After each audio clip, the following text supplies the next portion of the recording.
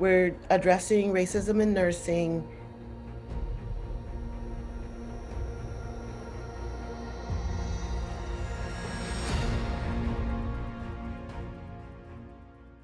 I identify as Black African American. I always tell people, especially now that, I'm, from descendants of enslaved Africans, because sometimes people hear my accomplishments and they think I was born somewhere else, but I was born here. My parents were born here and, roots in Georgia and South Carolina. Both came to Connecticut. And this is where I was born and where I grew up.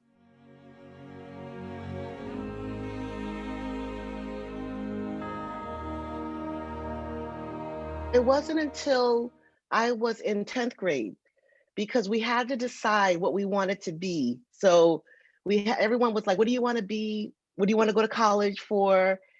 Then that was the first time that I thought about it. And I actually wanted to go to school to be a chef because I love to cook. But I had a lot of family who had diabetes, who had high blood pressure, who I would see giving themselves insulin or checking their blood glucose. So I said, I want to do that. I want to work with, I want to work in the healthcare field, and then I started looking into nursing.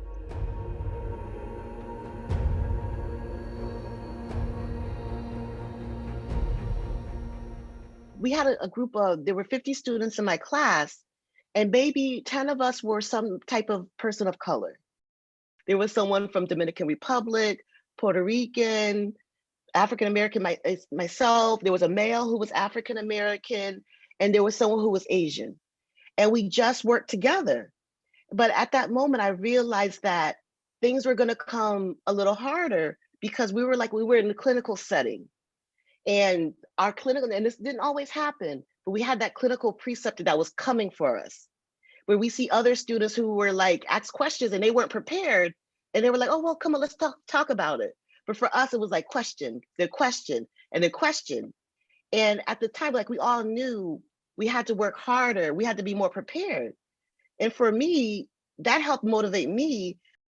One thing I did notice is that I didn't see a lot of myself in the textbook. Like I didn't hear about contributions of nurses of color. We didn't have any professors that were Black. I didn't have any Black clinical preceptors. I did see, because I was at Lenox Hill Hospital for my clinical in the NICU, and they did have some Black nurses. So I was able to see myself that way. But as far as teaching, I never saw myself.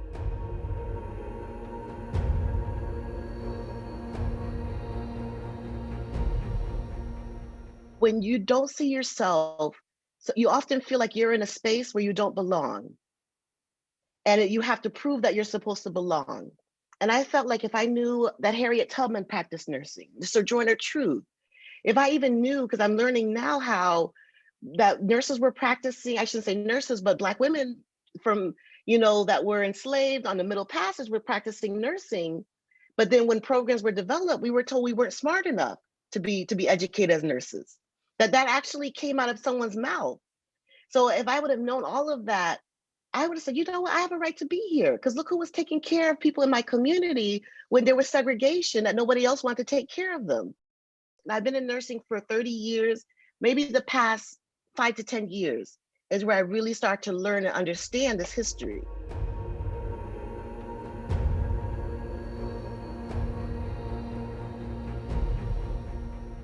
When I started, I was on a tough unit. We're still trying to learn about AIDS at the time. We had patients, if they didn't know what was going on with the patient, they were thrown on my unit. And patients could crash quick. So you're already worried about, am I going to be able to stay on top of caring for him? Am I going to be able to give this person their meds on time? And then you have that extra layer that somebody is there waiting for you to mess up. Someone is there. And again, this could be real or this could be that feeling. But for me, that feeling was real, that somebody was waiting for something to go wrong so they could say, look, see what she did? So you have that you're adding to. If something goes wrong, even if it was what we call a simple error, you're going to be looked at like you're incompetent. It would feel like that even though I had a degree from Columbia, it didn't mean nothing. Someone could take that away. Someone could take away all that I worked hard for and say, well, look at her. We didn't expect her to do well anyways. So you always have that fear. I never wanted a patient to leave my care without getting everything that they needed. That was like, for me, even to this day, is not happening. That you come into my care, as soon as I accept and I start providing care to you, again, I may not have all your answers, but you're gonna leave knowing that I worked as hard as I could to give you what you need. So when you're in a position where you feel like none of that is gonna matter because you have all these pressures, not even the work, is the added pressure of somebody waiting for you to not do it. So they can say, look, we gave her a chance and look what happened. So it's that constant burden, and it's heavy because then you're dealing with that for 8 hours, for 12 hours. Then you go home, and again, we can't show it. We got to keep working. We got in front of our patients. We can't let them see what's happening. I mean, I've taken care of women in labor and have nurses say something stupid and crazy to me. And the patient's like, why is she talking like that? I'm like, oh, don't worry about her because I want her to have a healthy baby. I want that baby to come out safe. So you deal with it and you act like it doesn't bother you, but it does catch up with you.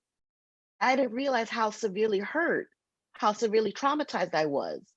And now that I'm able to look at it, because again, you put it behind you, and then you still don't even know who you can talk to about it. And then there's always this thing to me in the Black community that we don't want someone to know that they got us or they made us feel that way. So that we suppress it even more and keep on moving.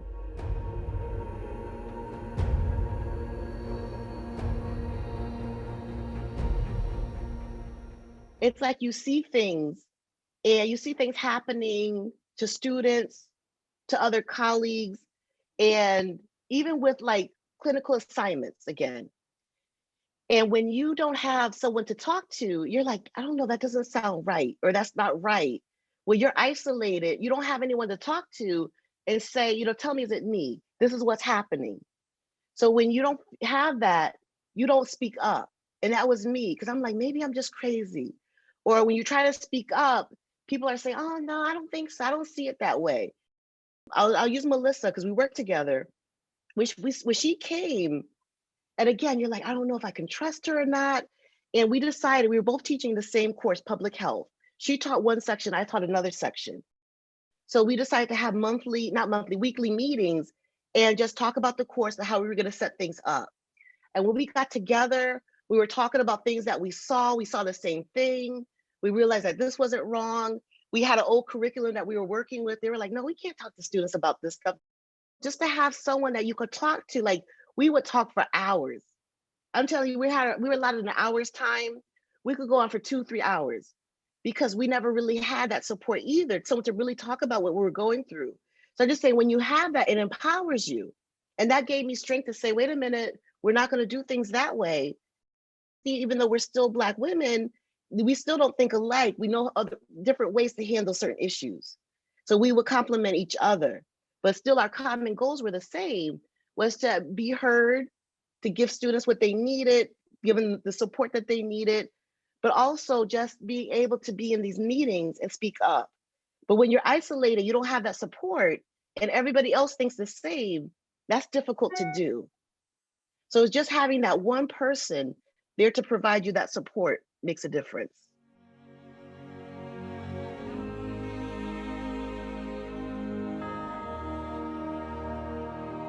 So definitely courage, definitely speaking up.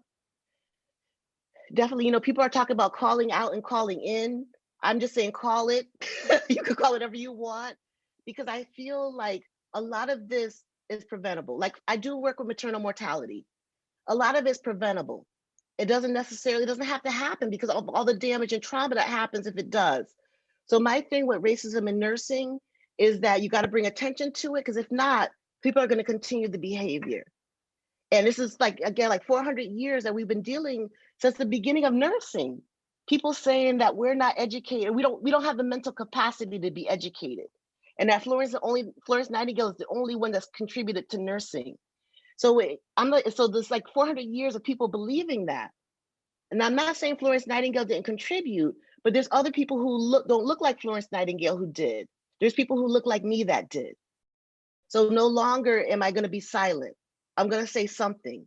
You may not agree with what I have to say. You may not want to, digest it right now, but you're going to take a minute to listen. And either you're gonna, recognize or do something. Because I always feel if I'm talking about this and you're uncomfortable, before I used to think it was me, that I'm causing them discomfort. But now I'm at the point where I'm like, that's you. And you're gonna have to take a moment and understand why you're feeling that way.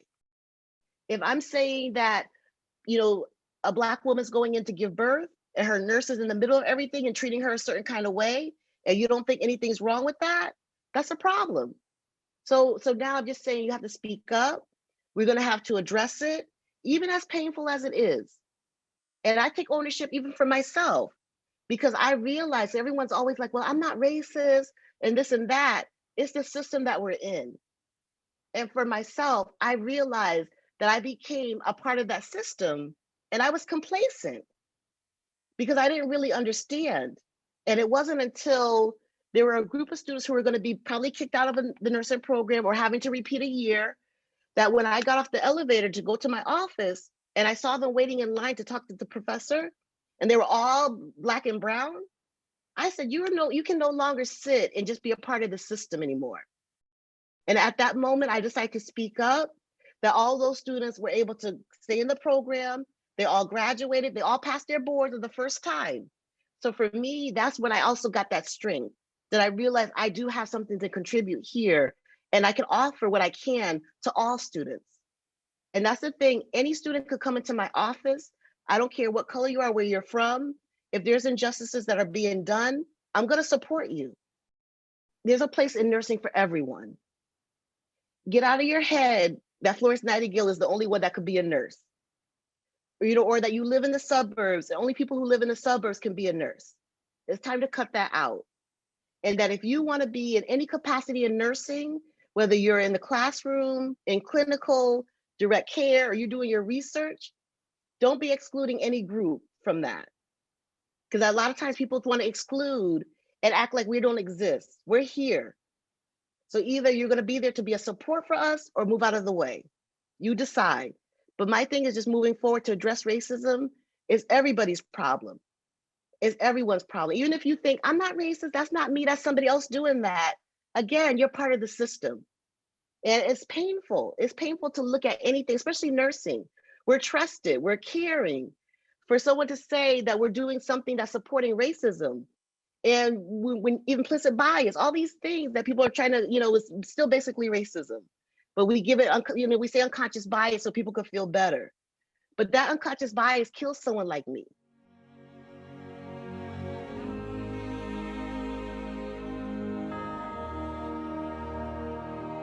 When someone says, oh, I'm an ally, first of all, I always feel like if you have to tell me that you're not really an ally, you got to do the action and the work. You have to do that, then I can determine if that's true. But with allies, it's easy for you to go to that other side really quick if things go south. Oh, I didn't know anything about that, and of course people are going to believe that. So that's why I don't believe in allies. If you want to make a change, don't even tell me, just do it. On whatever level you're working, do something, because we all can do it. Whether it's speaking up for that one student, do something. You see your colleagues acting a fool, do something, because something's wrong. So I'm just saying, wherever you sit, do something.